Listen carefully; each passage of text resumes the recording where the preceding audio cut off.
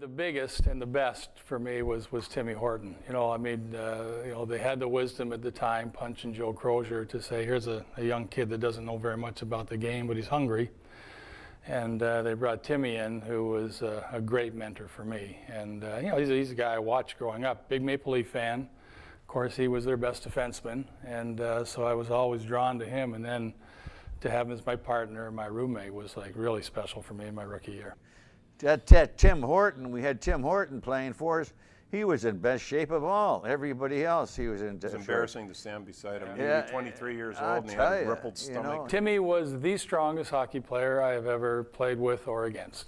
Like physically the strongest man I'd ever been on the ice with. And he had this great knack of putting his stick down to block passes. And he was trying to teach me how to do it. And I would do it, and the puck would keep sliding underneath, up near my glove. And he got frustrated with me one day, and he says, why does that puck keep going underneath? I said, I don't know, I'm putting it down flat. And he says, well, how are you putting it down? I said, what do you mean? I hold my stick and I put it down. He says, no, you got to grab it with your thumb and two fingers and put it down flat. Now, anybody that's played the game, to try to grab a hockey stick and hold it on the ice, I mean, it takes such tremendous strength. But that's how he did it. Well, forget picking off passes. We're playing the Flyers once, and of all guys, I think it was Schultze that skipped it over his stick. So Timmy just reached it up with two fingers and his thumb and tripped him, knocked the feet right from underneath him with just the tips of his fingers and thumb on that stick. And you're watching this and going, oh my God. And that year we made the playoffs for the first time. We're trying to scrape through the third period of that game 5 in order to get into overtime, and I was out there a lot. And every time it was with Timmy on defense and Roger and Nat, and I'm watching the competitiveness of this grown man, aged veteran player, and I thought, wow, this is how you play hockey. Tim did everything to the nth degree. He played hard, he worked hard, he partied hard, he drove hard. And I remember he missed our wedding. I got married the summer following my first year, and so he and his wife were going to take Teresa and me out to dinner. So we met them, we went up in their apartment, they had an apartment at the Statler Hilton, and then we're sitting there waiting, and he threw this catalog at me. And he says, that's my new vehicle. And it was the Pantera. And he loved speed. He had an old white Cadillac that Peter McNabb used to drive to the rink with him. Peter was terrified every time he got in the car with Timmy. And unfortunately, it was that attitude, that taking everything to the nth degree, that did him in. We were playing in Toronto, and he got cut in the eye with a stick. So we didn't play him the second period. But though he was the star that night in Toronto. So he come up to me and he said, Joe, he says, my partner's here with Tim Horton. Can I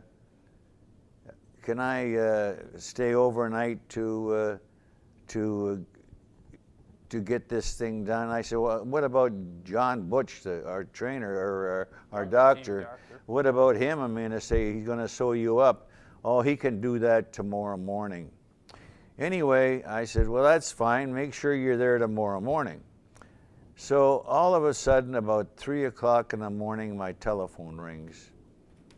And it's the chief of police calling me from St. Catharines. And they say, we got one of your players here. I think you should come down and see him. And I says, who is it? No, you better come down here and see this fellow here. And I got a call early in the morning, and we had a game that night. And so I went outside. There was a patio, and I just shoveled snow. I shoveled it from one area to another, shoveled it back, and I went for a walk on the beach with the dog, just trying to reconcile everything. And said, okay, I got to get ready for the game. And I was okay. I thought I was okay. And we get to the game, and I'm on the ice. They do the anthem, and then it was like a moment of silence for Timmy. And wow, it just, boom, like a ton of bricks. And it was almost like I felt the grief of the whole building, and it was hard, a hard start, but you get through it. And Joe Crozier came down, and he comforted me. I'm playing the first shift and I'm bawling like a little girl. You know, it was crazy, but you get through it. It was a bit of a blur for a couple of days, and you know, you just don't really, you don't think about much of it. You're just kind of like in between episodes of uncertainty.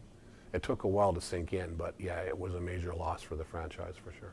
Because he really was that father figure, that leadership guy that we all look to, and he was such a special teammate and special person that this was the end of a terrible year, and it was a devastating experience to go through. Something happens to a player today in hockey, we can relate to it.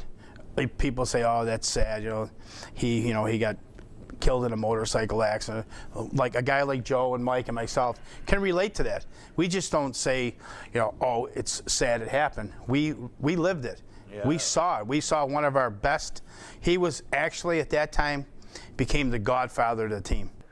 But even now, when you talk about it, it was a big loss for all of us.